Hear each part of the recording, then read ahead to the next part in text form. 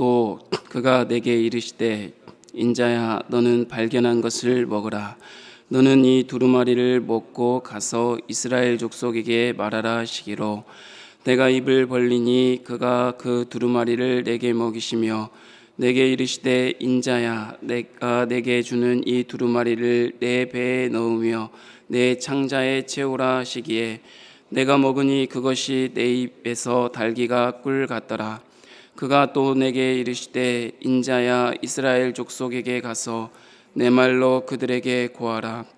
너를 언어가 다르거나 말이 어려운 백성에게 보내는 것이 아니요 이스라엘 족속에게 보내는 것이라. 너를 언어가 다르거나 말이 어려워 내가 그들의 말을 알아듣지 못할 나라들에게 보내는 것이 아니니라. 내가 너를 그들에게 보냈다면 그들은 정녕 내 말을 들었으리라. 그러나 이스라엘 족속은 이마가 굳고 마음이 굳어 내 말을 듣고자 아니하리니 이는 내 말을 듣고자 아니함이니라. 보라 내가 그들의 얼굴을 마주보도록 내 얼굴을 굳게 하였고 그들의 이마를 마주보도록 내 이마를 굳게 하였으되 내 이마를 화석보다 굳은 금강석 같이 하였으니 그들이 비록 반역하는 족속이라도 두려워하지 말며 그들의 얼굴을 무서워하지 말라 하시니라. 또 내게 이르시되 인자야 내가 내게 이를 모든 말을 너는 마음으로 받으며 귀로 듣고 사로잡힌 내 민족에게로 가서 그들이 듣든지 아니 듣든지 그들에게 고하여 이르기를 주 여호와의 말씀이 이러하시다 하라. 내 주의 영이 나를 들어 올리시는데 내가 내 뒤에서 크게 울리는 소리를 들으니 찬송할지어다. 여호와의 영광이 그의 처소로부터 나오는도다 하니 이는 생물들의 날개가 서로 부딪히는 소리와 생물 곁에 바퀴 소리라. 크게 울리는 소리더라. 주의 영이 나를 들어올려 데리고 가시는데 내가 근심하고 분한 마음으로 가니 여호와의 권능이 힘있게 나를 감동시키더라. 이에 내가 데라비베에 이르러 그 사로잡힌 백성 곧 그발강가에 거주하는 자들에게 나아가 그 중에서 두려워 떨며 7일을 지내니라. 7일 후에 여호와의 말씀이 내게 임하여 이르시되 인자야 내가 너를 이스라엘 족속의 파수꾼으로 세웠으니 너는 내 입의 말을 듣고 나를 대신하여 그들을 깨우치라.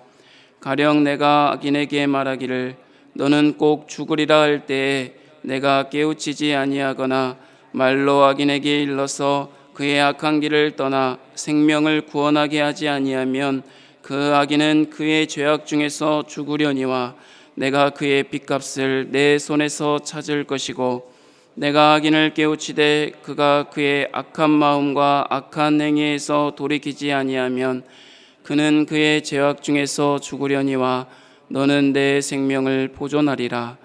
또 의인이 그의 공의에서 돌이켜 악을 행할 때에는 이미 행한 그의 공의는 기억할 바 아니라 내가 그 앞에 거치는 것을 두면 그가 죽을지니 이는 내가 그를 깨우치지 않음이니라. 그는 그의 죄 중에서 죽으려니와 그의 빚값은 내가 내 손에서 찾으리라. 그러나 내가 그 의인을 깨우쳐 범죄하지 아니하게 하므로 그가 범죄하지 아니하면 정령 살리니 이는 깨우침을 받음이며 너도 내 영혼을 보존하리라. 여호와께서 권능으로 거기서 내게 임하시고 또 내게 이르시되 일어나 들로 나아가라. 내가 거기서 너와 말하리라 하시기로 내가 일어나 들로 나아가니 여호와의 영광이 거기에 머물렀는데 내가 전에 그발 강가에서 보던 영광과 같은지라. 내가 곧 엎드리니 주의 영이 내게 임하사 나를 일으켜 내 발로 세우시고 내게 말씀하여 이르시되 너는 가서 내 집에 들어가 문을 닫으라. 너 인자야 보라 무리가 내 위에 줄을 놓아 너를 동여매리니 내가 그들 가운데에서 나오지 못할 것이라. 내가 내 혀를 내 입천장에 붙게 하여 내가 말 못하는 자가 되어 그들을 꾸짖는 자가 되지 못하게 하리니 그들은 패역한 족속임이니라. 그러나 내가 너와 말할 때 내 입을 열리니 너는 그들에게 이르기를 주 여호와의 말씀이 이러하시다 하라. 들을 자는 들을 것이요 듣기 싫은 자는 듣지 아니하리니 그들은 반역하는 족속이니라. 아멘.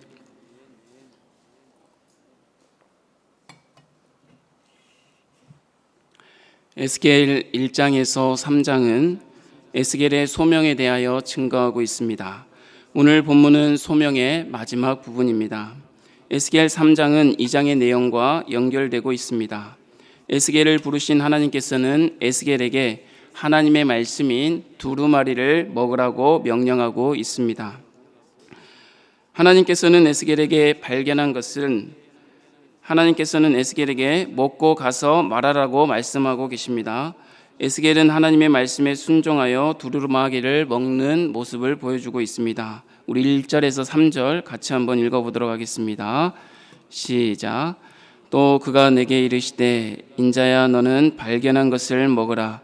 너는 이 두루마리를 먹고 가서 이스라엘 족속에게 말하라 하시기로 내가 입을 벌리니 그가 두루마리를 내게 먹이시며 내게 이르시되 인자야 내가 내게 주는 이 두루마리를 내 배에 넣으며 내 창자에 채우라 하시기에 내가 먹으니 그것이 내 입에서 달기가 꿀과 같더라. 하나님의 부르심을 받은 사람은 반드시 말씀을 먹어야 할 것임을 하나님께서 말하고 있습니다.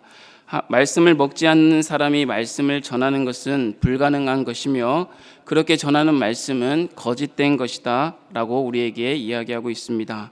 하나님의 것이 아닌 모든 것이 거짓이요 우상이기 때문입니다. 두루마리를 먹은 에스겔은 그것이 입에서 달기가 꿀과 같다고 말하고 있습니다. 꿀과 같은 말씀이라고 생각하면 듣기에 좋은 말씀이구나 라고 생각할 수 있습니다. 그러나 에스겔이 먹은 말씀은 앞장에 있는 2장 10절의 말씀인데 그것이 무슨 말씀이냐면 애가와 애곡과 재앙의 말씀이라고 이야기하고 있습니다. 애가와 애곡과 재앙의 말씀이 어떤 말씀입니까? 슬픈 노래, 그리고 누군가 죽어서 애곡하는 노래, 그리고 이스라엘 백성이 하나님의 심판으로 포로로 잡혀가는 이런 슬픔의 노래, 심판의 노래를 하나님께서 먹으라고 말씀하고 있는 것입니다. 사랑하는 여러분, 우리가 이 새벽에 하나님의 말씀을 듣습니다. 우리가 듣기에 좋은 말씀이 하나님의 말씀이 아니라 하나님의 말씀이기에 좋은 말씀임은 우리를 알고 그것을 먹어야 하는 것입니다. 때로는 우리가 듣기에 거부감이 있고 쓰디쓴 약과 같은 말씀이 되어서 우리에게 좋은 말씀이 아니라 하나님의 말씀이기에 우리에게 좋은 말씀임을 알고 우리가 이 아침에 하나님의 말씀을 먹어야 하겠습니다. 그러므로 우리는 오늘의 말씀을 하나님의 말씀으로 먹고 가서 말하라는 하나님의 명령을 우리도 따라야 하는 것입니다. 때로는 힘들고 어렵더라도 고통의 심판의 말씀이더라도 스스로 그 말씀을 걸러내지 말고 말씀을 입으로 먹고 소화를 시켜서 우리의 삶을 통해 드러내는 저와 여러분이 되기를 바랍니다. 하나님의 말씀을 먹으라고 말씀하면서 하나님의 말씀을 단지 먹는 데에서 그치지 말고 창자에까지 내려가서 소화시키라고 이렇게 말씀하고 있습니다.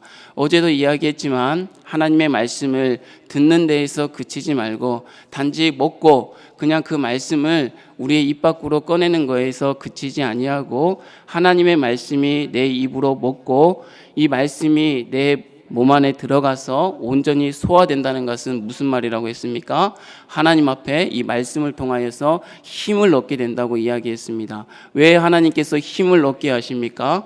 오늘 하나님께서 에스겔에게 명령한 것처럼 힘을 내서 그 말씀으로 우리의 삶 속에서 그 말씀의 삶을 따라 준행하는 그러한 삶을 살게 하시기 때문입니다. 사랑하는 여러분, 저와 여러분이 이 아침에 하나님의 말씀, 에스겔을 부르신 소명의 말씀을 들을 때 그 말씀이 우리의 귀로 들리기만 하지 말고 우리의 마음 심중에 하나님의 말씀이 심겨져서 그것이 힘이 되어서 하나님이 여러분을 부르신 그 자리에서 하나님께서 여러분을 통하여서 일하시는 그 역사를 진정으로 체험하는 저와 여러분이 되기를 주님의 이름으로 축복합니다.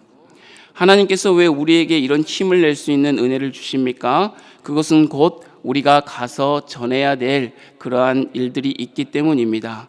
그러면서 하나님은 에스겔에게 듣든지 아니 듣든지 전해야 한다고 이야기하고 있습니다. 우리 다 함께 5절 7절을 한번 읽어보도록 하겠습니다. 5절에서 7절입니다. 시작. 너를 언어가 다르거나 말이 어려운 백성에게 보내는 것이 아니요 이스라엘 족속에게 보내는 것이라. 너를 언어가 다르거나 말이 어려워 내가 그들의 말을 알아듣지 못할 나라들에게 보내는 것이 아니니라. 내가 너를 그들에게 보냈다면 그들은 정녕 내 말을 들었으리라. 그러나 이스라엘 족속은 이마가 굳고 마음이 굳어 내 말을 듣고자 아니하리니 이는 내 말을 듣고자 아니함이니라. 하나님께서는 에스겔을 부르시고 누구에게 어떤 말씀을 전해야 하는지 상세하게 설명하고 있습니다.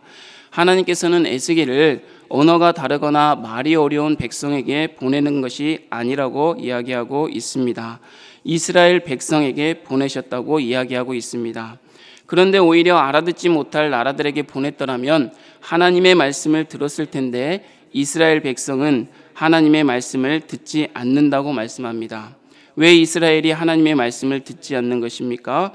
하나님께서는 이스라엘 백성들이 분명하게 알아들을 수 있게 에스겔을 통해 말씀하셨지만 백성들은 머리로도 말씀을 듣지 않고 마음으로도 말씀을 듣지 않는다라고 이야기하고 있습니다. 머리가 굳고 마음이 굳어 있다라고 이야기하고 있습니다.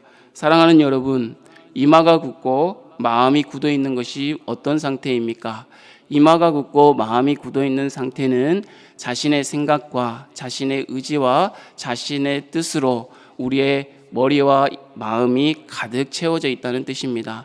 가득 채워져 있을 뿐만이 아니라 그 마음의 상태가 고착화되어서 딱딱하게 굳어 있어서 하나님의 말씀이 우리에게 전해지고 증거되어도 우리의 마음속에 하나님의 말씀이 들어와도 그 말씀이 말씀되어지지 아니하도록 하는 상태를 이야기하고 있습니다. 사랑하는 성도 여러분, 저와 여러분의 마음의 상태는 어떻습니까? 그리고 저와 여러분이 보내는 그러한 부르심의 자리는 어떤 사람들이 살고 있습니까? 먼저 저와 여러분이 이마가 굳고 마음이 굳은 사람이 되지 않기를 바랍니다.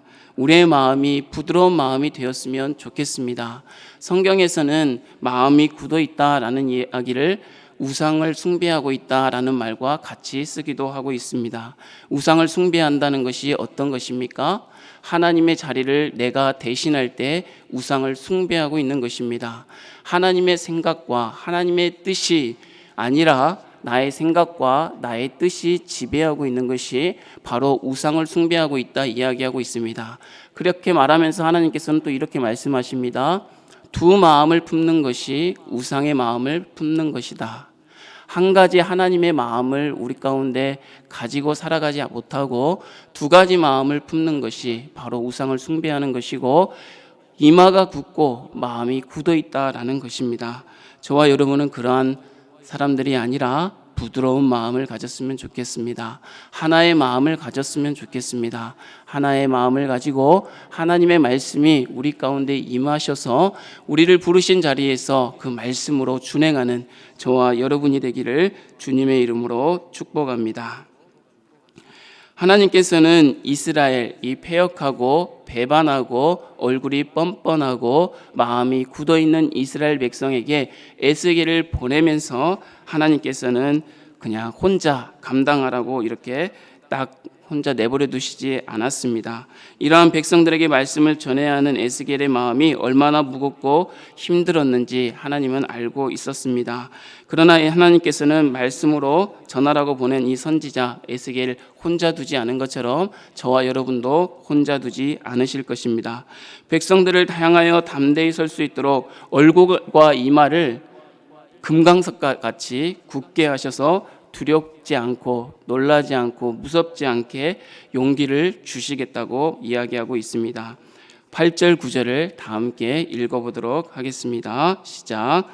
보라, 내가 그들의 얼굴을 마주보도록 내 얼굴을 굳게 하였고 그들의 이마를 마주보도록 내 이마를 굳게 하였을 때 내 이마를 화석보다 굳은 금강석같이 하였으니 그들이 비록 반역하는 족속이라도 두려워하지 말며 그들의 얼굴을 무서워하지 말라 하시니라.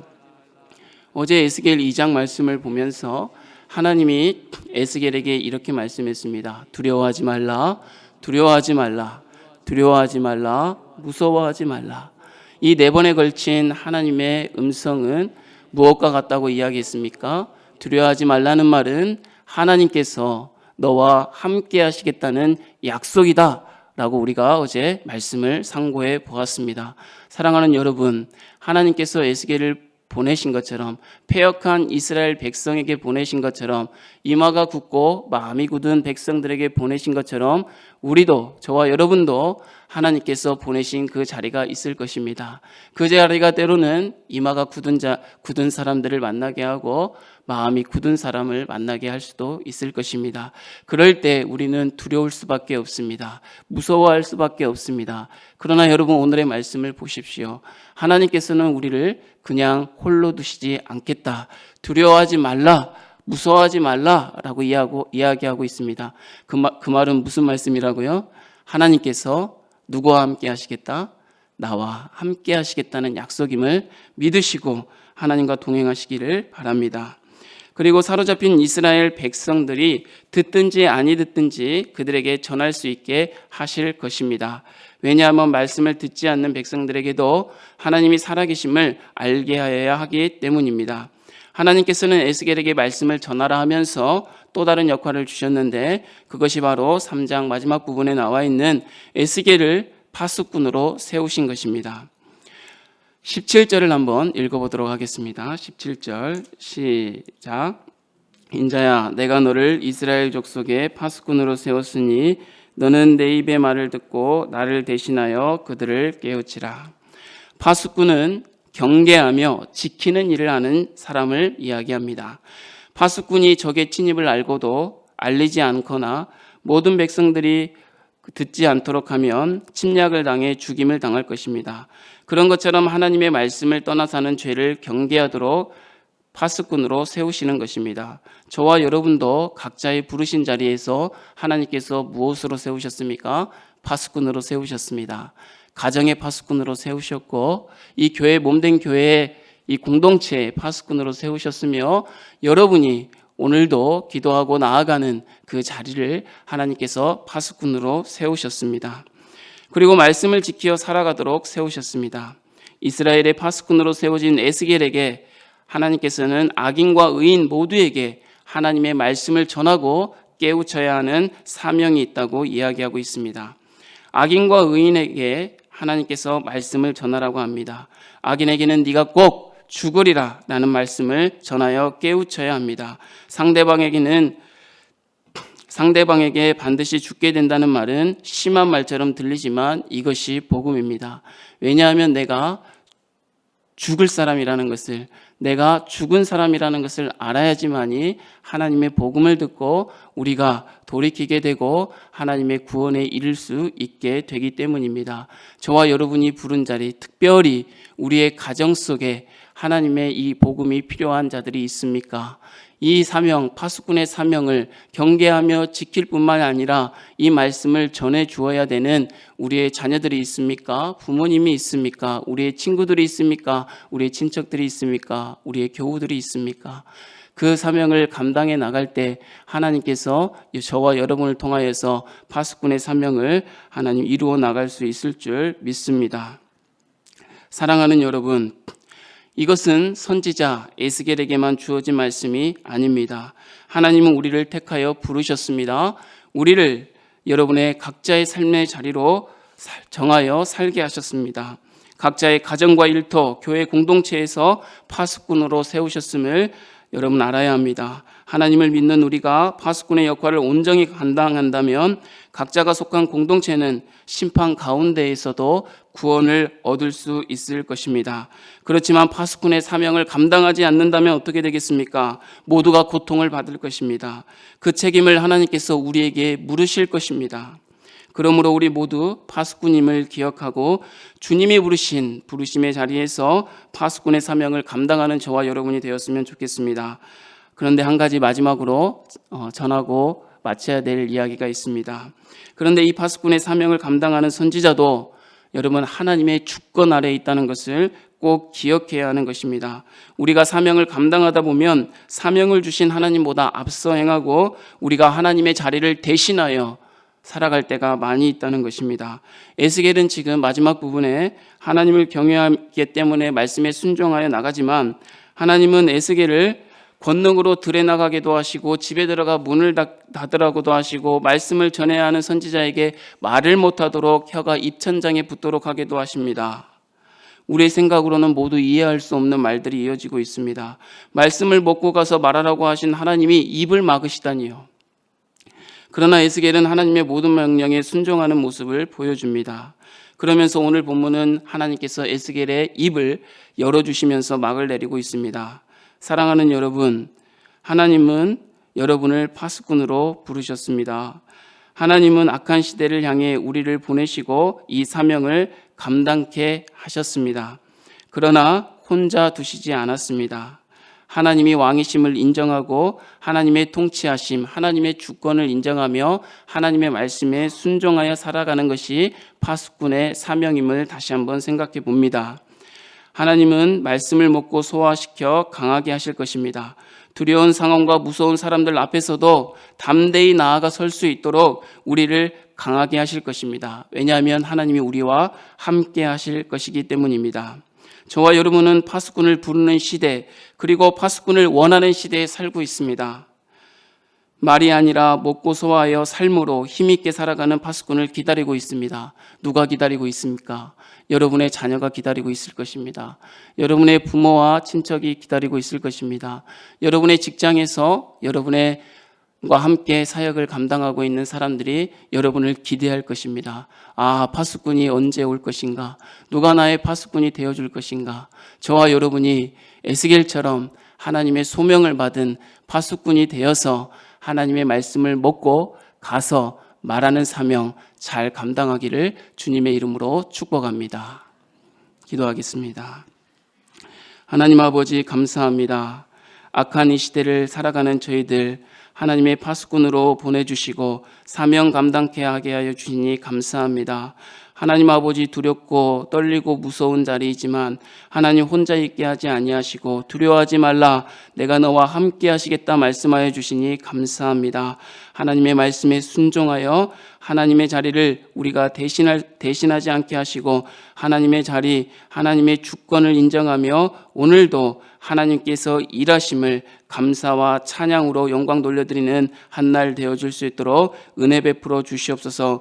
우리를 기다리는 자녀들에게, 우리를 기다리는 동료들에게, 우리를 기다리는 교회의 모든 공동체 구성원들에게 삶으로 전하여 주는 파수꾼이 되어줄 수 있도록 은혜 베풀어 주시옵소서. 예수님의 이름으로 축복하고 기도하옵나이다. 아멘.